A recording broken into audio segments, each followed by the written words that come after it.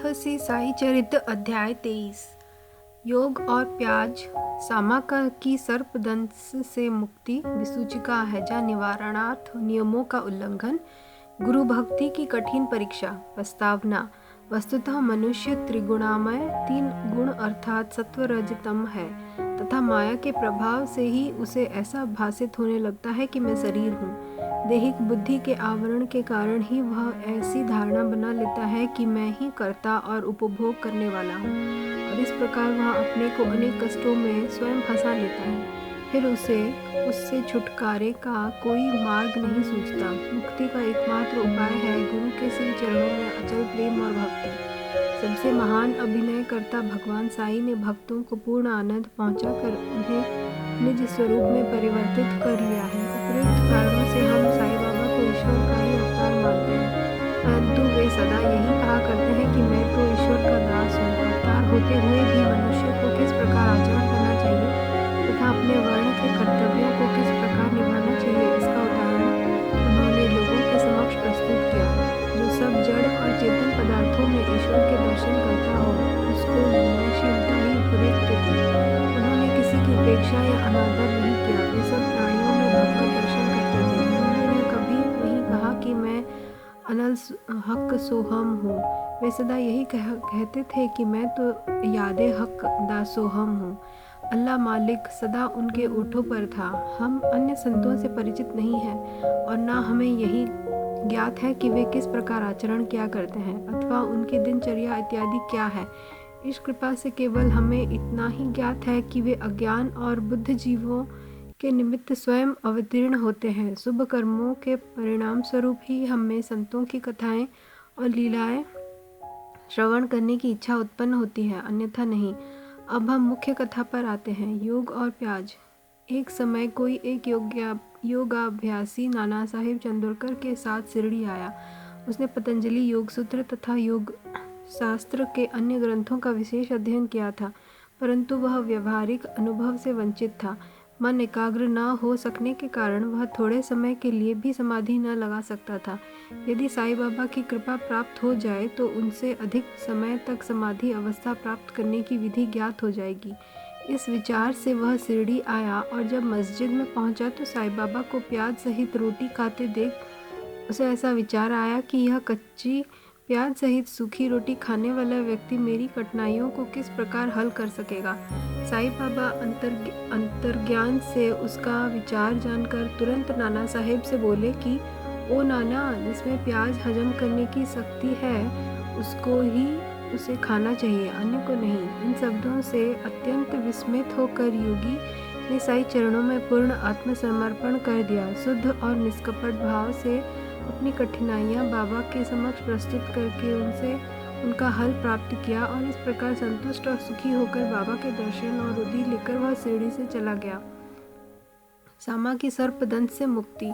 कथा प्रारंभ करने से पूर्व हिमाड़पंत लिखते हैं कि जब जीव की तुलना पालतू तोते से की जा सकती है, क्योंकि दोनों ही बद्ध हैं, एक शरीर में तो दूसरा पिंजड़े में। दोनों ही अपनी बुद्धावस्था को श्रेयस्कर समझते हैं, परंतु यदि हरि कृपा से उन्हें कोई उत्तम गुरु मिल जाए और वह उनके ज्ञान चक्षु खोलकर उन्हें बंधन मुक्त कर दे तो उनके जीवन का स्तर उच्च हो जाता है, जिसकी तुलना में पूर्व संकीर्ण स्थिति सर्वथा तुच्छ ही थी।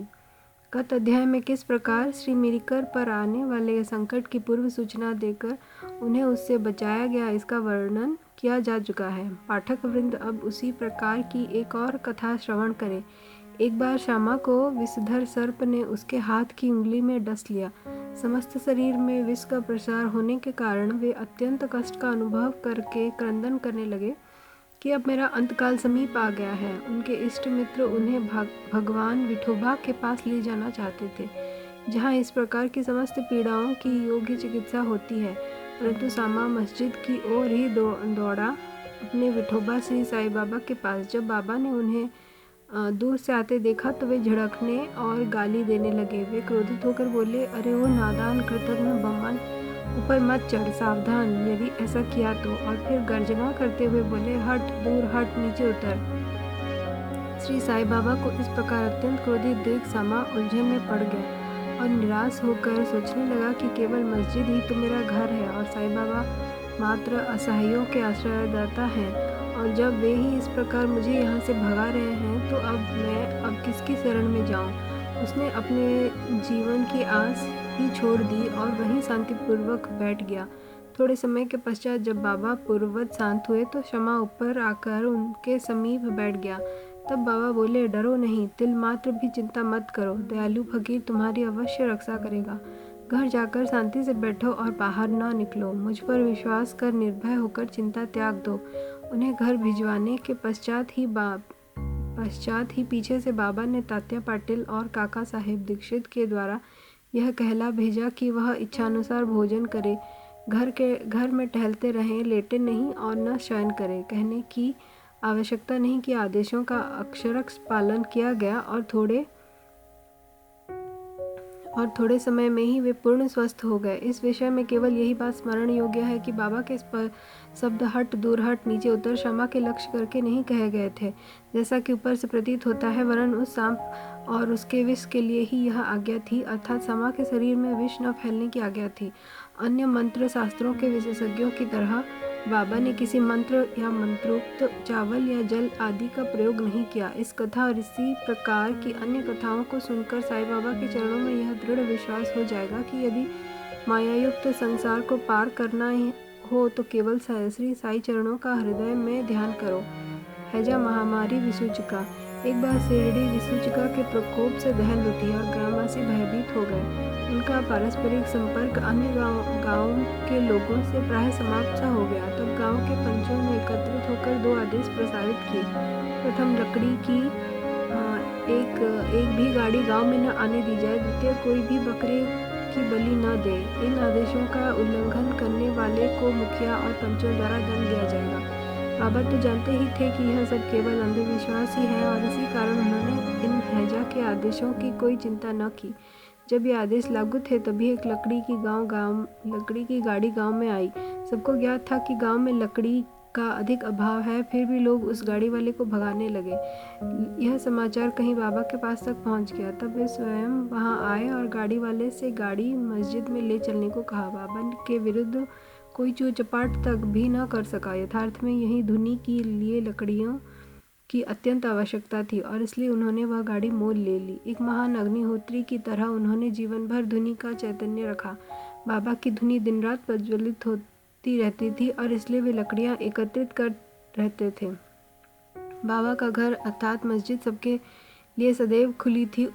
उसमें किसी ताले चाबी की आवश्यकता न थी। गांव के गरीब आदमी अपने उपयोग के लिए उसमें से लकड़ियां निकाल भी ले जाया करते थे, परंतु बाबा ने इस पर कभी आपत्ति न की। बाबा तो संपूर्ण विश्व को ईश्वर से ओतप्रोत देखते थे, इसलिए उनमें किसी के प्रति घृणा या शत्रुता की भावना न थी। पूर्ण विरक्त होते हुए भी उन्होंने एक साधारण गृहस्थ का सा उदाहरण लोगों के समक्ष प्रस्तुत किया।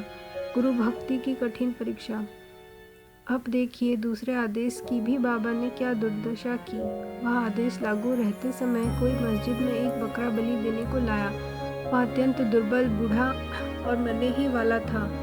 उस समय मालेगांव के फकीर पीर मोहम्मद उर्फ बड़े बाबा भी उनके समीप ही खड़े थे। बाबा ने उन्हें बकरा काट कर बलि चढ़ाने को कहा। श्री साईं बाबा बड़े बाबा का अधिक आदर किया करते थे, इस कारण वे सदैव उनके दाहिनी ओर ही बैठाया करते थे। सबसे पहले वे ही चिलम पीते थे और फिर बाबा को देते, बाद में अन्य भक्तों को। जब दोपहर को भोजन परोस दिया जाता तब बाबा बड़े बाबा को आदरपूर्वक बुलाकर अपने दाहिनी ओर बिठाते और तब सब भोजन करते।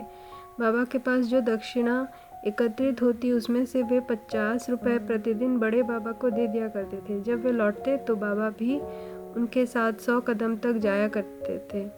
उनका इतना आदर होते हुए भी जब बाबा ने उनसे बकरा काटने को कहा तो उन्होंने अस्वीकार कर स्पष्ट शब्दों में कह दिया कि बलि चढ़ाना व्यर्थ ही है। तब बाबा ने शमा से बकरे की बलि के लिए कहा। वे राधा कृष्ण माई के घर जाकर एक चाकू ले आए और उसे बाबा के सामने रख दिया। राधा कृष्ण माई को जब कारण का पता चला तो उन्होंने चाकू वापस मंगवा लिया। अब शमा दूसरा चाकू लाने के लिए गए, किंतु बड़ी देर तक मस्जिद में न लौटे। तब काका साहेब दीक्षित की बारी आई। वह सोना सच्चा तो था, परंतु उसको कसौटी पर कसना भी अत्यंत आवश्यक था। बाबा ने उनसे चाकू लाकर बकरा काटने को कहा। वे साठेवाड़ा से एक चाकू ले आए और बाबा की आज्ञा मिलते ही काटने को तैयार हो गए। उन्होंने पवित्र ब्राह्मण वंश में जन्म लिया था और अपने जीवन में वे बलिकृत्य जानते ही न थे। यद्यपि हिंसा करना निंदनीय है, फिर भी वे बकरा काटने के लिए उद्यत हो गए। सब लोगों को आश्चर्य था कि बड़े बाबा एक यवन होते हुए भी बकरा काटने को सहमत नहीं है और यह एक सनातन ब्राह्मण बकरे की बलि देने को तैयारी कर रहा है। उन्होंने अपनी धोती ऊपर चढ़ा फेंटा कस लिया और चाकू लेकर हाथ ऊपर उठाकर बाबा की अंतिम आज्ञा की प्रतीक्षा करने लगे। बाबा बोले, अब विचार क्या कर रहे हो? ठीक है, मारो। जब उनका हाथ नीचे आने ही वाला था तब बाबा बोले, ठहरो, तुम कितने दुष्ट हो। ब्राह्मण होकर तुम बकरे की बलि दे रहे हो। काका साहेब चाकू नीचे रखकर बाबा से बोले, आपकी आज्ञा ही हमारे लिए सब कुछ है। हमें अन्य आदेशों से क्या, हम तो केवल आपका ही सदैव स्मरण तथा ध्यान करते हैं और दिन रात आपकी आज्ञा का ही पालन किया करते हैं। हमें यह विचार करने की आवश्यकता नहीं कि बकरे को मारना उचित है या अनुचित, और ना हम इसका कारण ही जानना चाहते हैं। हमारा कर्तव्य और धर्म तो निसंकोच होकर गुरु की आज्ञा का पूर्णतः पालन करने में है। तब बाबा ने काका साहब से कहा कि मैं स्वयं ही बलि चढ़ाने का कार्य करूंगा। तब ऐसा निश्चित हुआ कि तकिए के पास जहाँ बहुत से फकीर बैठते हैं, वहाँ चलकर इसकी बलि देनी चाहिए। जब बाबा वहाँ ले जाया जा रहा था, जब बकरा वहाँ ले जाया जा रहा था, तभी रास्ते में गिरकर वह मर गया। भक्तों के प्रकार का वर्णन कर श्री हेमाडपंत यह अध्याय समाप्त करते हैं। भक्त 3 प्रकार के हैं, उत्तम, मध्यम और साधारण। प्रथम श्रेणी के भक्त वे हैं जो अपने गुरु की इच्छा पहले से ही जानकर अपना कर्तव्य मानकर सेवा करते हैं। द्वितीय श्रेणी के भक्त वे हैं जो गुरु की आज्ञा मिलते ही उसका तुरंत पालन करते हैं। तृतीय श्रेणी के भक्त वे हैं जो गुरु की आज्ञा टालते हुए पग पग पर त्रुटि किया करते हैं। भक्तगण आदि यदि अपनी जागृत बुद्धि और धैर्य धारण कर दृढ़ विश्वास स्थिर करें तो निसंदेह उनका आध्यात्मिक ध्येय उनसे अधिक दूर नहीं है। श्वासोच्छ्वास का नियंत्रण, हठ योग या अन्य कठिन साधनाओं की कोई आवश्यकता नहीं है। जब शिष्य में उपयुक्त गुणों का विकास हो जाता है और जब अग्रिम उपदेशों के लिए भूमिका तैयार हो जाती है, तब गुरु स्वयं प्रकट होकर उसे पूर्णता की ओर ले जाते हैं। अगले अध्याय में बाबा के मनोरंजक हास्य विनोद के संबंध में चर्चा करेंगे। श्री सद्गुरु साईनाथार्पणमस्तु। शुभम भवतु। ओम साई राम।